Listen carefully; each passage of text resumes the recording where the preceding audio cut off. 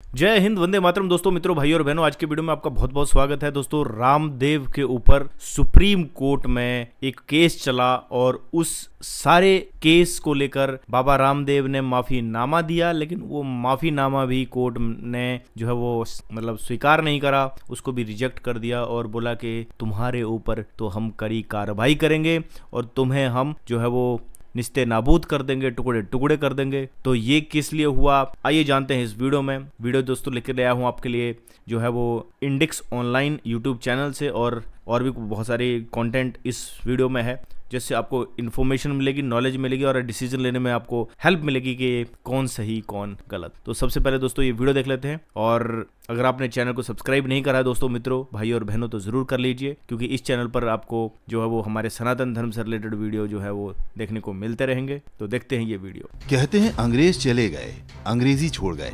अब कह सकते हैं अंग्रेज चले गए, अंग्रेजी डॉक्टर छोड़ गए। भारत में एलोपैथिक डॉक्टरों की सर्वोच्च संस्था इंडियन मेडिकल एसोसिएशन यानी IMA को देखकर ऐसा ही लगता है। देश भर में इलाज के नाम पर मरीजों के साथ लूट हो या डॉक्टरों की लापरवाही से मौत, IMA कभी कुछ नहीं बोलता, लेकिन जैसे ही उसे धंधे पर कोई खतरा दिखता है, तत्काल तलवार लेकर खड़ा हो जाता है। बाबा रामदेव ने कोरोना वायरस से संक्रमित लोगों को ठीक करने वाली आयुर्वेदिक दवा कोरोनिल लॉन्च की। कार्यक्रम में स्वास्थ्य मंत्री भी उपस्थित थे। Central drug control standard organisation ने इस दवा का अनुमोदन किया है, लेकिन IMA ने फौरन बाबा रामदेव और यहाँ तक कि स्वास्थ्य मंत्री हर्षवर्धन के खिलाफ फतवा जारी कर दिया। वास्तव में ये घृणा बाबा रामदेव से नहीं, बल्कि भारत की हजारों साल पुरानी आयुर्वेदिक चिकित्सा पद्धति से है। कोरोना वायरस से भारत में करोड़ों लोगों के मरने का अनुमान लगाया जा रहा था। एलोपैथी में इसकी कोई दवा नहीं है, लेकिन रोगियों को अस्पताल में भर्ती करके कभी मलेरिया तो कभी मिर्गी की दवा खिलाई जा रही थी। कभी तुक्का लग गया तो ठीक, वरना मरीज मर जाए तब भी अस्पताल की लाखों की फीस तो देनी ही पड़ेगी। करोड़ों भारतीयों ने आयुर्वेदिक काढ़ा और गोलियां खाकर खुद को संक्रमण से बचा लिया। दुनिया भी मान रही है कि भारत में मृतकों की संख्या इसीलिए इतनी कम रही क्योंकि यहाँ के लोगों ने आयुर्वेद का सहारा लिया। दुनिया भले मान ले, लेकिन भारत के ये काले अंग्रेज भला कब मानने वाले हैं? केंद्र सरकार ने पिछले दिनों आयुर्वेदिक डॉक्टरों को सर्जरी की अनुमति दी तो IMA नाम के इस मेडिकल गिरोह ने हड़ताल की घोषणा कर दी थी।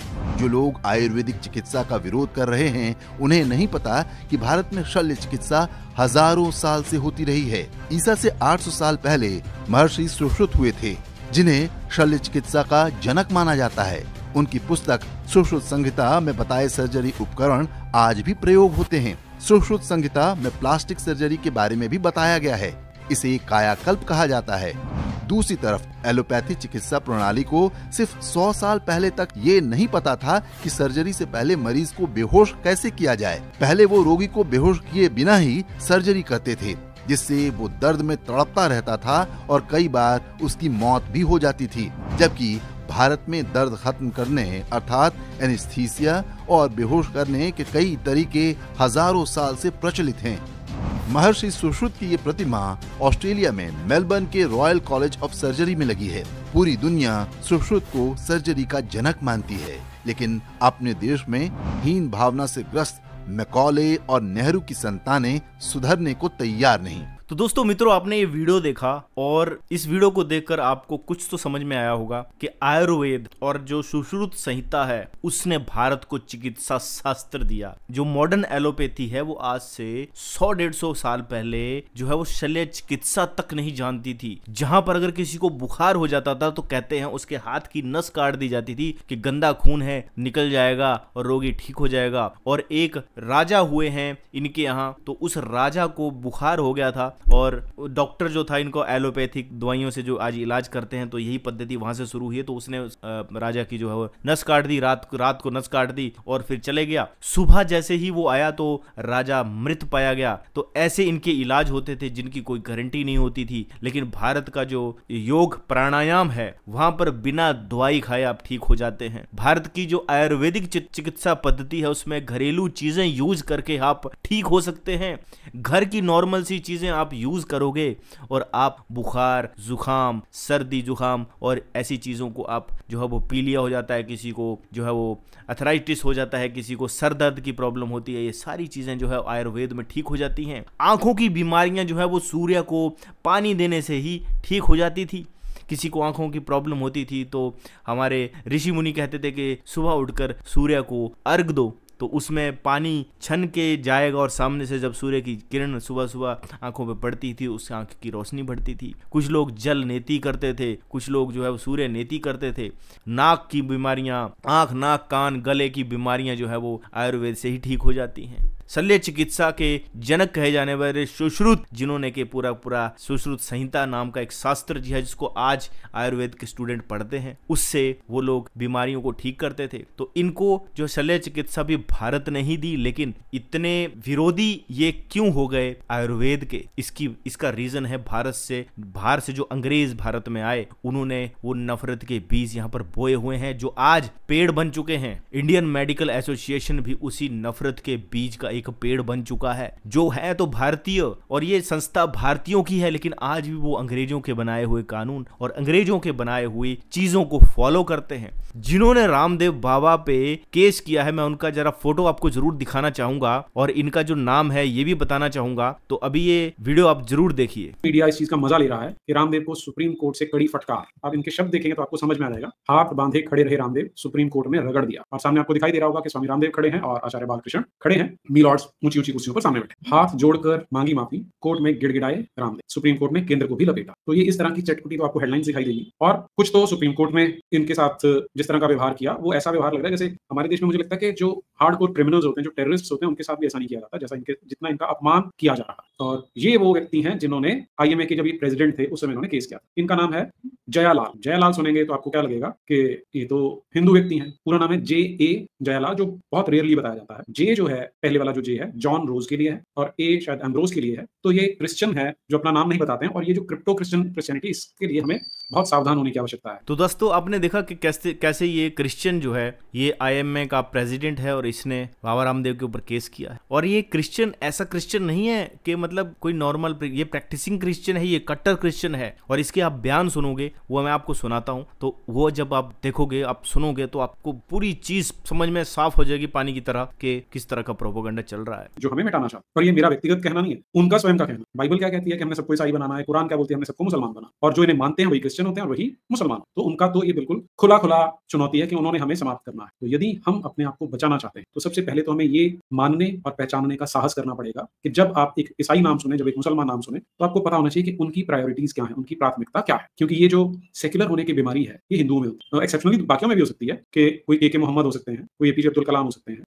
कोई ऐसा क्रिश्चियन भी हो सकता है, लेकिन बाय एंड लार्ज कोई अपने आप को पक्का क्रिश्चियन, पक्का मुसलमान बोलता है तो आपको पता होना चाहिए कि वो क्या कह रहा है और इसका उद्देश्य क्या है, वो क्या करना चाहता है। यहाँ से आपको जब तक ये क्लैरिटी हम सब में नहीं आएगी और हमें ये साहस नहीं होगा कि हम ये बिल्कुल स्पष्ट मुंह पे बात कर सकें कि अगर तुम क्रिश्चियन हो, अगर तुम मुसलमान हो, तो हम जानते हैं कि तुम क्या करना चाहते हो हमारे साथ। तो ये व्यक्ति जिसने केस डाला था जॉन रोज एम्ब्रोस जयालाल था, जिसके बारे में वास्तविकता कभी मीडिया नहीं बताता था, केवल जयालाल इसका नाम आपको पढ़ने को ध्यान देते हैं, लेकिन बाय एंड लार्ज लेटर पे ध्यान दिया जाता है। सो ये जो drugs and medical remedies act है, इसमें इस तरह की एक लिस्ट दी है कि आप जैसे आर्थराइटिस की बात करते हैं तो उसे ठीक नहीं किया जा सकता।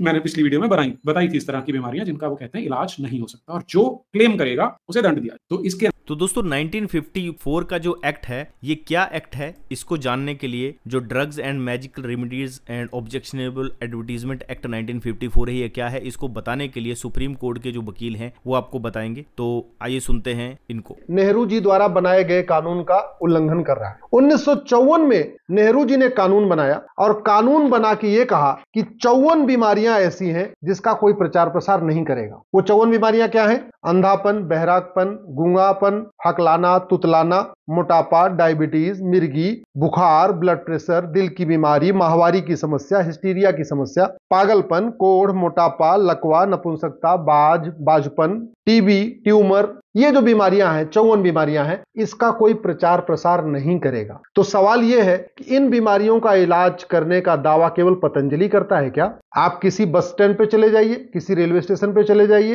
किसी चौराहे पे खड़े हो जाइए, इवन जहां पे सुलभ कॉम्प्लेक्स का शौचालय बना होता है वहां जाके आप कभी जाइए, आपको हर जगह स्टिकर मिलता है। जहां कोई नपुंसकता ठीक करने का दावा करता है, कोई बंगाली बाबा, कोई कौन कौन से बाबा वहां बोर्ड लगा के रखते हैं। और वो तो छोड़िए, अखबारों में रोज निकलता रहता है नपुंसकता ठीक कर देंगे, बाचपन ठीक कर देंगे, ये कर देंगे, वो कर देंगे, कैंसर ठीक कर देंगे, मिर्गी ठीक कर देंगे, हकलाना तुतलाना सब ठीक कर देंगे। ये तो रोज ऐड आता है। तो दोस्तों ये तो ठीक है कि एडवर्टीजमेंट आप पढ़ते हो बस स्टैंड पे, रेलवे स्टेशन पे इश्तिहार लगे होते हैं कि ये चीजें आप ठीक कर सकते हो, जहां पर बांझ पर नपुंसकता और मर्दाना ताकत हासिल करें, ऐसी बहुत सारे आपको बोर्ड मिल जाते हैं। लेकिन वो तो चलो ठीक है, वो कोई दवाई देते होंगे या कुछ देते होंगे। सबसे बड़ी प्रॉब्लम ये 1954 का एक्ट है जो खत्म होना चाहिए और इसके अगेंस्ट में हमें आवाज उठानी चाहिए, लोगों को अवेयर करना चाहिए। ये सब चीजें ठीक है लोगों। दोस्तों अभी जो मैं आपको दिखा रहा हूं ना, ये क्या चीज ठीक कर रहे हैं। अब देखिए जैसे ये क्या, इसके ऊपर कभी सुप्रीम कोर्ट नहीं बोलेगा? सुप्रीम कोर्ट कभी इस चीज के ऊपर, या जो ये आईएमए वाले हैं, कभी इसके ऊपर ऑब्जेक्शन क्यों नहीं करते हैं? ये बहुत बड़ा सोचने का विषय है।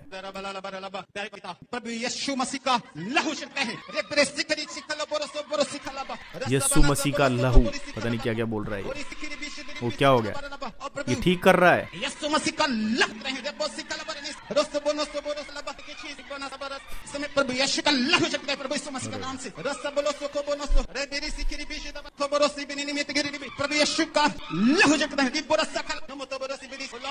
अब ये बताइए किस मेडिसिन की प्रैक्टिस हो रही है? ये किसी को नहीं दिखाई दिया, कोई सुओ मोटो किसी को नहीं दिखाई देता कि हर रोज इस तरह की नौटंकी हमारे देश में चलती। ऑन द अदर हैंड, अगर आप सुबह स्वामी रामदेव का चैनल लगा लें, आस्था लगा लें, तो वो पहली बात क्या बोलते हैं कि आपको क्या करना है, योग और प्राणायाम करो। आप घर में बैठे कपालभाति करते हैं, अनुलोम विलोम करते हैं, उससे आपकी सैकड़ों समस्याएं ठीक हो जाती। आप आसन करते हैं, उसमें आपने किसी को एक पैसा नहीं देना, कोई अंधविश्वास नहीं, आप ठीक हो जाते। मैंने लास्ट टाइम भी अपनी बताया था कि मुझे पर्सनली इन चीजों से कितने फायदे हुए हैं। जब से मैंने योग प्राणायाम किया, मेरी क्वालिटी ऑफ लाइफ बहुत बहुत ज्यादा बेटर हो। लेकिन उन्हें, उस स्वामी रामदेव को तो ये बता देते हैं कि तुम गलत काम करो। यहाँ पे इसके बारे में बात नहीं की। सबसे बड़ी नीचता जो हमें हर रोज देखने को मिलती है, उसके बारे में बात नहीं। ये क्या नौटंकी चल रही है, आप सोच के देखिए। कहते हैं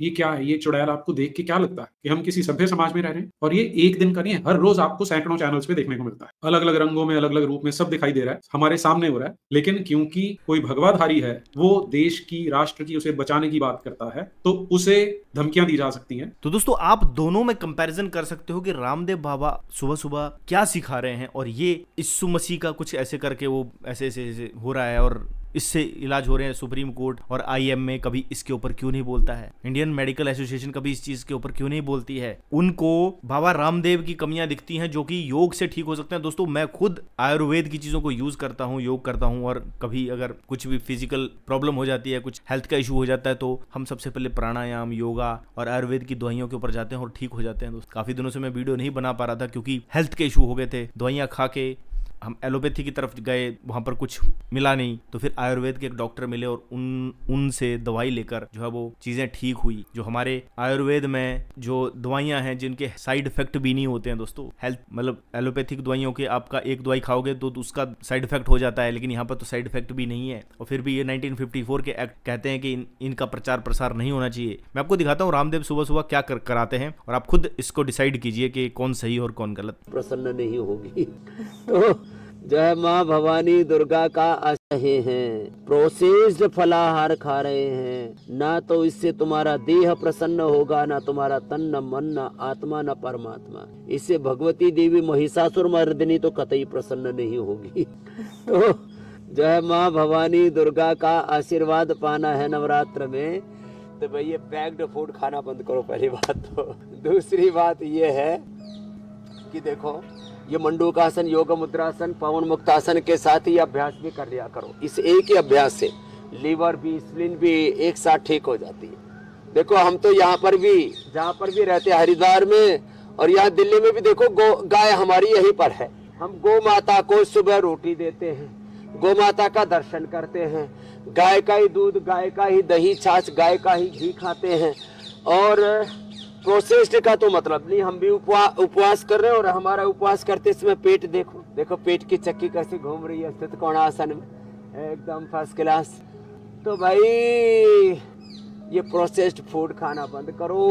उपवास में दूध पियो, दूध में थोड़ा हनी मिला लो। कमजोरी है तो हनी भी हम सबको शुद्ध उपलब्ध करवाते हैं, और कमजोरी है तो च्यवनप्राश और ये बाल प्राश तो बच्चों के लिए नहीं, बड़ों के लिए भी बहुत अच्छा है। जिनको कमजोरी रखती है तो ये खा लिया करो। तो दोस्तों आपने देखा कि एक तरफ पास्टर लोगों को कुछ सर पे फेंक रहा है और वो ऐसे कर रहे हैं, और एकदम रामदेव बाबा है जो कि एक्सरसाइज, योगा, प्राणायाम सिखा रहे हैं। एक्सरसाइज नहीं है दोस्तों, देखिए आप जिम में जाते हो, बॉडी बनाते हो, वो आपके बाहरी शरीर को बलिष्ठ बनाती है। मसल्स को आप प्रोटीन खिला खिला कर मोटा कर दे रहे हो और आप सोच रहे हो कि हम स्वस्थ हो गए। प्रोटीन खाने का स्वास्थ्य से कोई लेना देना नहीं है, जिम जाने का स्वास्थ्य से कोई लेना देना नहीं है। बॉडी बिल्डिंग एक गेम है, एक अलग तरह का एक स्पोर्ट्स है।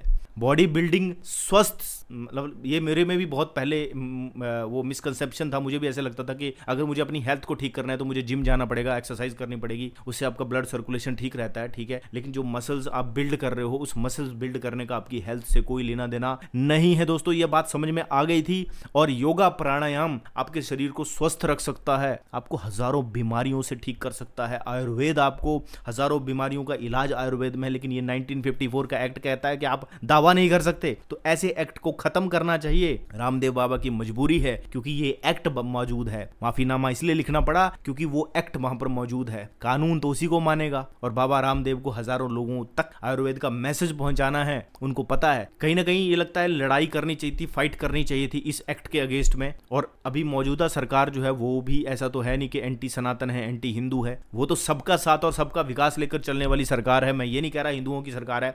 ये जो मौजूदा सरकार है ये एक आइडल बनाना चाह रही है कि हम सबके लिए सोचते हैं। और इन्होंने सोचा भी है जो भी स्कीमें आती हैं वो खाली एक वर्ग के लिए नहीं आ रही हैं। अभी हिमाचल के चीफ मिनिस्टर हैं जो ईद के ऊपर महिलाओं को कह रहे हैं कि उनको बसों में जो है फ्री सफर कराएंगे ईद वाले दिन मुस्लिम महिलाओं को। तो उन्होंने मुस्लिम महिलाएं बोला। जब कभी हिंदुओं के त्योहार आते हैं तो ये चीफ मिनिस्टर जो कांग्रेस के चीफ मिनिस्टर हैं सुक्खू, ये कभी भी ये नहीं कहते कि हिंदू महिलाओं को हम बसों में फ्री आज के दिन जो है वो सफर कराएंगे। नवदुर्गा वो चल रहा है, जो दुर्गा माता की पूजा होती है 9 दिन और नवरात्रे चल रहे हैं 9 दिन लगातार। तो सुक्खू की तरफ से कभी बयान नहीं आया कि हिंदू महिलाओं को हम बस में फ्री सफर कराएंगे, उनको फ्री कहीं भी जा सकती हैं, ऐसा बयान नहीं आया। हिंदू महिलाएं कभी नहीं बोलेगा वो, क्योंकि वो कांग्रेस का एक चमचा है। वो कांग्रेस का चमचा कभी ऐसी चीज नहीं बोल सकता। कांग्रेस का चमचा हमेशा यही चीज बोलेगा कि मुस्लिम महिलाएं, क्योंकि इनको तुष्टीकरण की राजनीति करनी है। और ये तुष्टीकरण की राजनीति पिछले 60, 70, 80 साल से करते आ रहे हैं। और अगर ऐसी सरकारें भारत में रही